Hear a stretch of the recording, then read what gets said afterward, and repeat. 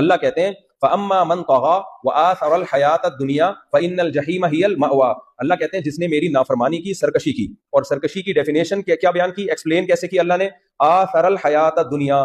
کتنا زبردست کلام ہے اللہ کا. اللہ نے یہ نہیں کہا کہ دنیا کو چھوڑ دو، نہ نہ نہ نہ.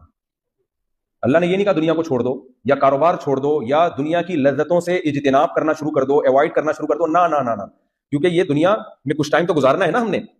اللہ نے کہا آثر الحیات الدنیا، جب دنیا اور آخرت آپس میں ٹکرا رہے ہوں تو پھر دنیا کو لات مارنی ہے، آخرت کو لات نہیں مارنی. جب تک دنیا اور آخرت کا آپس میں ٹکراؤ نہیں ہوتا، ٹکراؤ کو انگلش میں کیا کہتے ہیں، کلیش. جب تک ان دونوں کا ہمارے ہاں چھوڑے پھر والوں میں، جب تک ٹکراؤ نہیں ہوتا دنیا اور آخرت کا، تو اس وقت تک دنیا کماؤ، کھاؤ، انجوائے کرو لائف کو.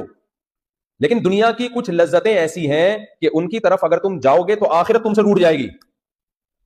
زنا کی طرف جاؤ گے، دنیا کی لذت ہے لیکن آخرت بولو منہ موڑ لے.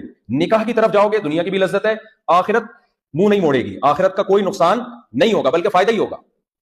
افطاری میں دسترخوان میں ہمارے سامنے طرح طرح کی چیزیں رکھی ہوئی ہوتی ہیں. جیسے ہی سورج غروب ہوتا ہے ہمارا کھانے پینے کو دل چاہتا ہے نا.